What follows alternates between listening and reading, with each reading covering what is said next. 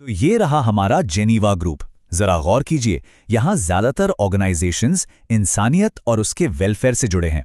जैसे मजदूरों के लिए इंटरनेशनल लेबर ऑर्गेनाइजेशन यानी ILO, सेहत के लिए वर्ल्ड हेल्थ ऑर्गेनाइजेशन WHO और शरणार्थियों की मदद के लिए UNHCR।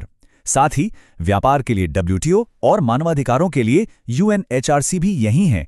तो लेबर, हेल्थ, ट्रेड, राइट्स ये सब कहाँ हैं? जेनीवा में। सिंपल। ओके, जिनीवा घूम लिया। अब फ्लाइट पकड़ते हैं अमेरिका की। यहां हम देखेंगे दुनिया के दो सबसे पावरफुल शहर वॉशिंगटन DC और न्यूयॉर्क, और जानेंगे कि कौन से इंपॉर्टेंट ऑर्गेनाइजेशंस यहां पर हैं। अच्छा, अब अमेरिका में एक सिंपल सा रूल याद रखिए। यहाँ दो शहर हैं और दोनों के काम अलग अलग।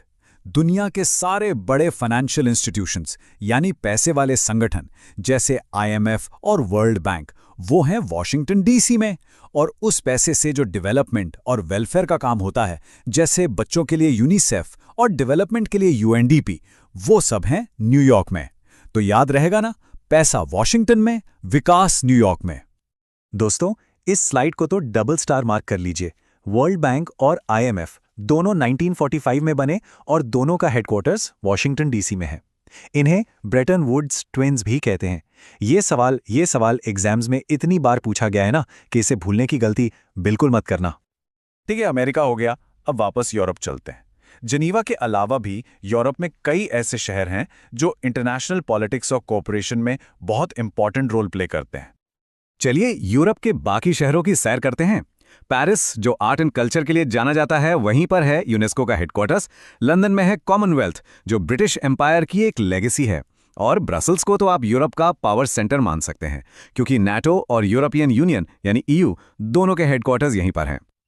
हमारी यूरोपियन जर्नी अभी खत्म नहीं हुई है। इटली का शहर रोम, जो अपने खाने के लिए मशहूर है, वहीं है फूड एंड एग्रीकल्चर ऑर्गेनाइजेशन मतलब FAO। वियना में है OPEC, जो तेल की कीमतों को कंट्रोल करता है। और जब बात आती है इंटरनेशनल जस्टिस की, तो इंटरनेशनल कोर्ट ऑफ जस्टिस है द हाग में। और हाँ, दुनिया भर की पुलिस का संगठन इंटरपोल, उसका हेडक्वार्टर है लियोन में। चलिए अब अपने टूर के आखिरी पड़ाव पर आते हैं और फोकस करते हैं एशिया और दुनिया के दूसरे हिस्सों के इंपॉर्टेंट रीजनल ऑर्गेनाइजेशंस पर। अब बात करते हैं अपने कॉन्टिनेंट एशिया की। फिलीपींस के मनीला में है एशियन डेवलपमेंट बैंक यानी ADB। इंडोनेशिया के जकार्ता में है आसियान। हमारे पड़ोसी देश नेपाल के काठमांडू में है सार्क का मुख्यालय। और चाइना में दो बड़े ग्रुप्स हैं, SCO का हेडक्वार्टर बीजिंग में और ब्रिक्स का शंघाई में। और बस आखिर में ये तीन नाम और देख लीजिए। APEC का हेडक्वार्टर है सिंगापुर में, बिम्स्टेक का ढाका में और अफ्रीकन यूनियन का एडिस अबाबा में।